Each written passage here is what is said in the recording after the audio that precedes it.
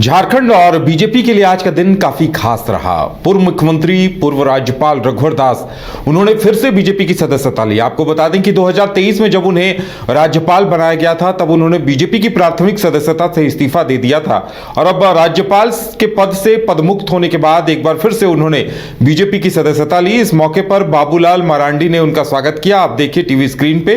और इस वक्त काफी खुशनुमा माहौल बीजेपी दफ्तर में काफी दिनों बाद चहल पहल और कार्यकर्ताओं में जोश और उत्साह देखने को मिला।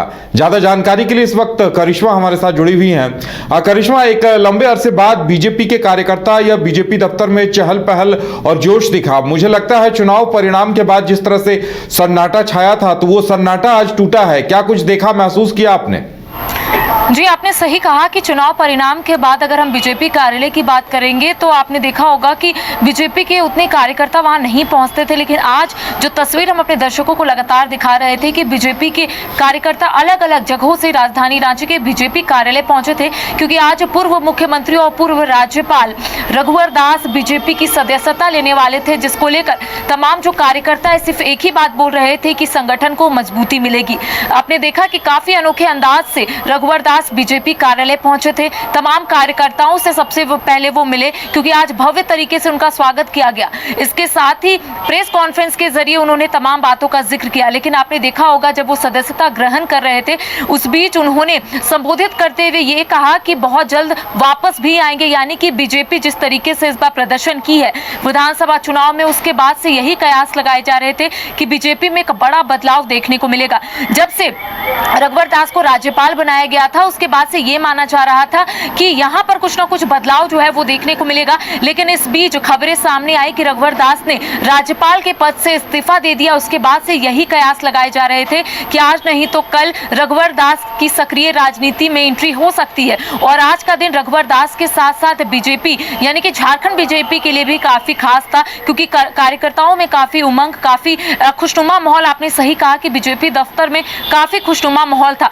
इसके साथ जब वो तमाम मीडिया के साथ साथ जो कार्यकर्ता है, जो जनता है, उन्हें संबोधित कर रहे थे तो उनका यही कहना था कि वो वापस लौट आए हैं। अब जो भी उन्हें जिम्मेदारी मिलेगी उसका निर्वहन भी वो करेंगे। और इसके साथ ही देखिए बीजेपी के कई दिग्गज नेता उनके साथ मौजूद थे। उन्होंने कई बातों का जिक्र किया। उनका कहना था कि आने वाले समय में चीजें बदलेंगी, क्योंकि कयास ये भी लगाए जा रहे थे, क्योंकि फरवरी के महीने में ये माना जा रहा है कि प्रदेश अध्यक्ष का चेहरा बदल दिया जाएगा, तो शायद यहाँ पर रघुवर दास को आगे किया जा सकता है। इसके साथ ही ये भी माना जा रहा है कि उन्हें राष्ट्रीय अध्यक्ष का भी दर्जा मिल सकता है। ये सूत्रों के हवाले से हम अपने दर्शकों को बता रहे हैं। देखिए, अभी कुछ भी बोलना बहुत जल्दबाजी होगी उदय, क्योंकि आने वाले समय में चीजें स्पष्ट होगी कि आखिर रघुवर दास को यहाँ पर कौन सी जिम्मेदारी मिलती है। लेकिन कह सकते हैं कि अभी से ही बीजेपी ने कमर कस लिया है, क्योंकि जो प्रदर्शन विधानसभा चुनाव में बीजेपी का रहा उसके बाद से ही बीजेपी जो है लगातार रणनीति बना रही है और रणनीति के तहत कार्य जो है वो यहाँ पर किए जा रहे हैं। आज जिस तरीके से रघुवर दास ने कहा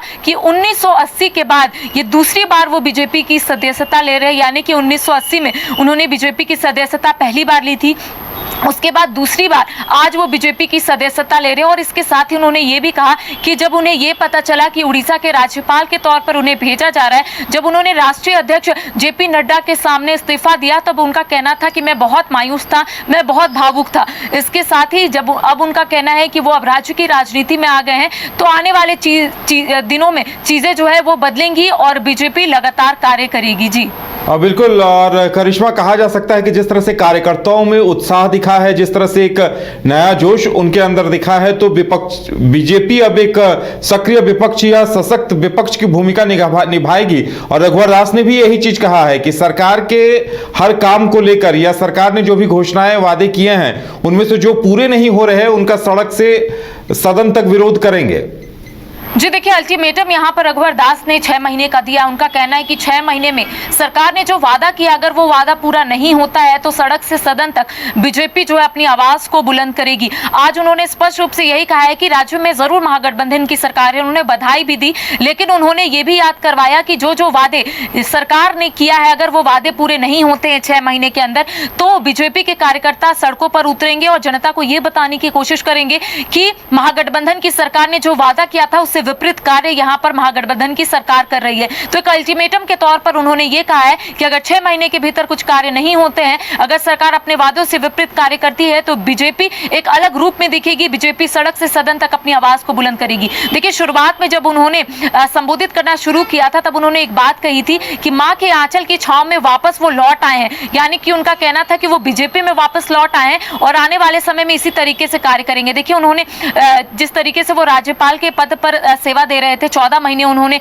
राज्यपाल के तौर पर सेवा दी है, तो उनका कहना था कि गवर्नर बनना एक गरिमा का बात है, लेकिन बीजेपी और संगठन के साथ जुड़ना एक गर्व की बात है। तो इन तमाम बातों के साथ उन्होंने अपनी जो संबोधन है वो शुरू किया और साथ ही साथ उन्होंने ये भी स्पष्ट कर दिया है कि आने वाले समय में बीजेपी और भी अटैकिंग मोड में नजर आएगी अगर सरकार वादे से विपरीत कार्य करती है तो। जी चलिए करिश्मा, हमारे साथ जुड़ने के लिए और तमाम जानकारी देने के लिए आपका बहुत बहुत धन्यवाद। तो अब बीजेपी में एक नई उम्मीद जगी है कि रघुवर दास अब फिर से उनके नेता के तौर पर होंगे और कयास लगाए जा रहे हैं कि उन्हें प्रदेश अध्यक्ष की जिम्मेदारी जल्द दी जा सकती है।